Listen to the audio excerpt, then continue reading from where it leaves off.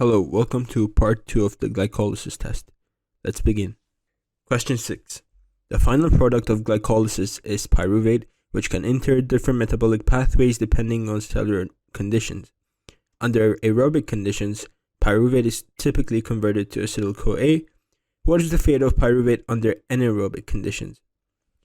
So we're talking about when oxygen concentrations are low. So what pathway does pyruvate take? And we've talked about this before.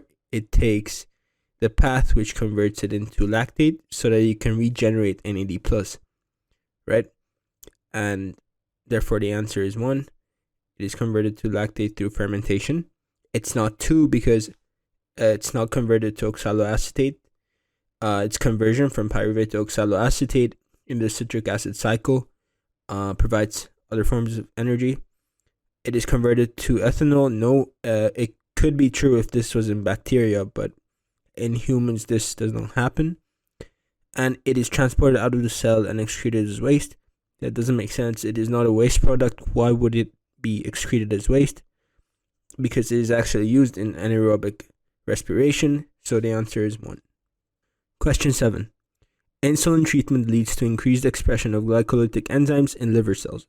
What are the potential metabolic consequences of this insulin-induced upregulation of glycolysis? So what does insulin do?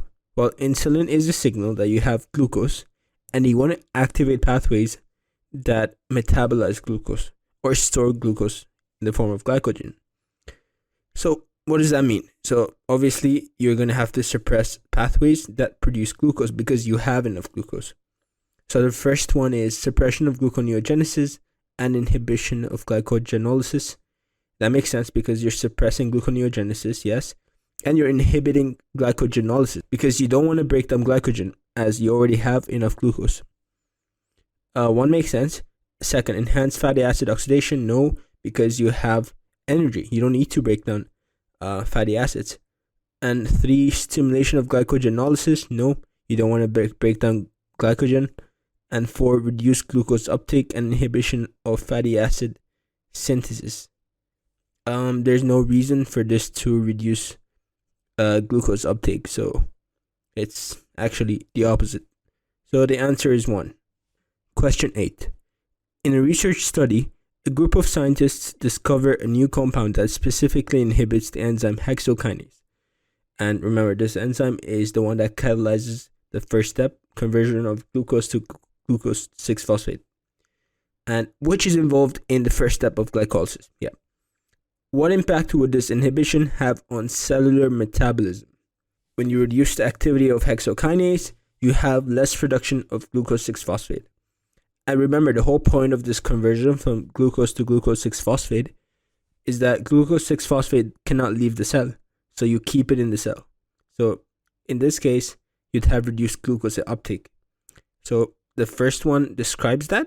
It also says that decreased ATP production, which makes sense because if you have less uptake, you have less ATP production. Therefore, the answer is 1. The second one, increased ATP production, does not make sense. Third one, enhanced glucose uptake. And that wouldn't make sense because you have less hexokinase activity. It's the opposite of that. And fourth one, reduced lactate production and increased pentose phosphate pathway activity.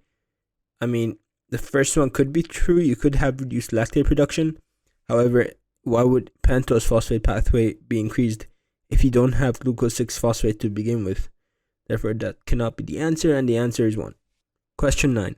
A group of scientists investigates the metabolic changes in cancer cells and discovered that a particular oncogene mutation leads to the upregulation of lactate dehydrogenase A. What is the potential significance of this upregulation in cancer cell metabolism? So you have more production of LDH. What would this do? What does LDH do? Well, it converts pyruvate to lactate when you need it. And therefore, increased lactate production.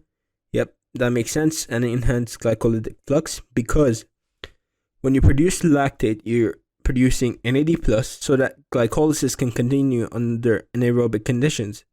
Therefore, the first one is correct. It does not suppress glycolytic flux. So the second one is wrong. Third, increased mitochondrial respiration.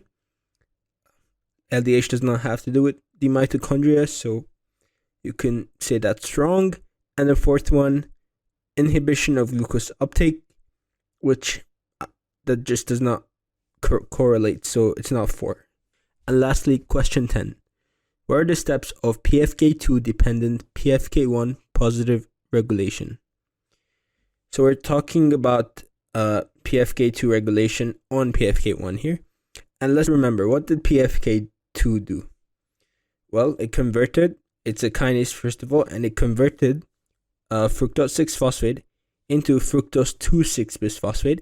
And that, remember, it was an allosteric activator of PFK1.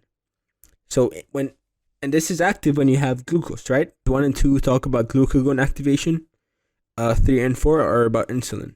So insulin allows for the dephosphorylation of PFK2, and its dephosphorylated state allows for the conversion of fructose 6-phosphate into fructose 2,6-bisphosphate, which the answer would be 4, because the third one talks about fructose 1,6-bisphosphate, which it does not make sense, because PFK2 converts it into fructose 2,6-bisphosphate, and then eventually it activates PFK1, which all of them say the same. Correct steps are shown in answer 4, therefore the answer is 4. Thank you for listening, and be tuned for future videos.